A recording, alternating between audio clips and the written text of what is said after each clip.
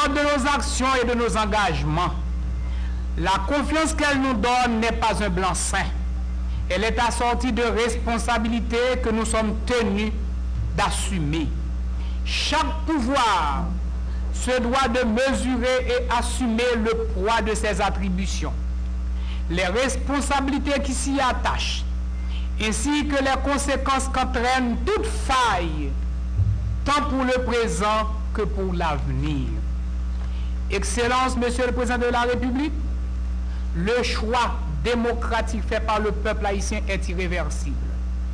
Loin d'être un vœu, la démocratie est devenue le ciment de notre cohésion nationale, la raison politique qui marque notre dignité.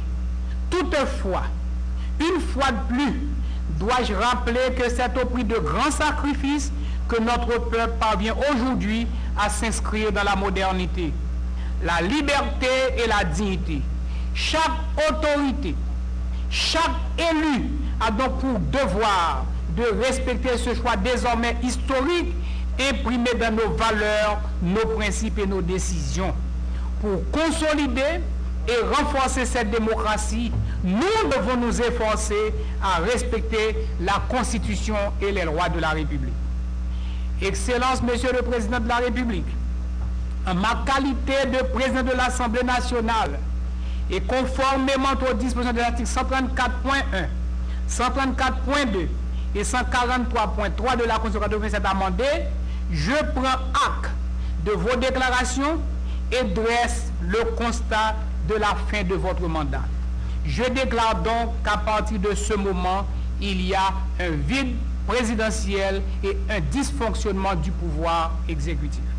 Ce vide du pouvoir exécutif, ainsi que la démission du gouvernement qui n'a pas eu la légitimité constitutionnelle requise, que devrait conférer par le vote de la déclaration de sa politique générale par le Parlement. Peuple haïtien, le départ du chef de l'État en ce jour du 7 février, dans le respect des exigences de la Constitution amendée, n'arrête pas pour autant la marche de l'histoire, de notre histoire. La roue de la République continue de tourner inexorablement en attendant l'installation du président provisoire qui sera élu par l'Assemblée nationale. Certes, le gouvernement de consensus, issu des accords de décembre 2014, n'avait pas reçu l'aval parlementaire ni avant ni au moment de sa prise de fonction en janvier 2015. Cependant, le bon sens doit convenir qu'il bénéficie de la logique imperturbable du fait accompli selon la théorie immuable du fonctionnaire de fait, puisqu'il gère les affaires de la République depuis plus d'une année. En attendant la cession du président provisoire et la formation d'un nouveau gouvernement de consensus, il continuera à faire fonctionner l'État, l'administration publique, dans un régime prudent et mesuré de liquidation des affaires courantes telles que requis par l'acte de 1987, sans prendre aucune mesure capitale qui engage les prochains pouvoirs et surtout hors de cet appétit de signer qui assaille souvent les administrateurs en imminence de départ. Doit-on parler de certains gels, de certaines grandes décisions d'État dont le président de la République a seul les prérogatives? C'est de ça qu'il s'agit pour un gouvernement qui liquide les affaires courantes.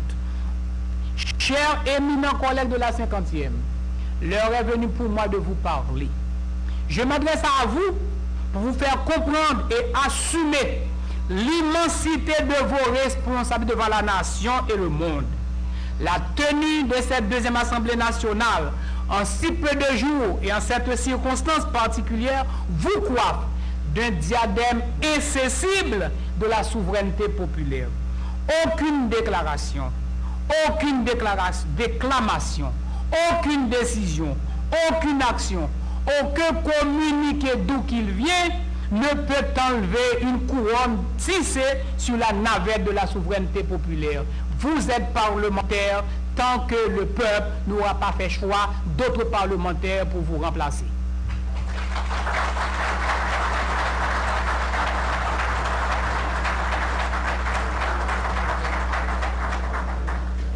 Toutefois, l'Assemblée nationale, que ce soit dit ici et retenu par tous, mérite d'aucune attribution exécutive, même si en cette conjoncture de vide au sommet de l'État, elle demeure l'unique détentrice de la souveraineté populaire.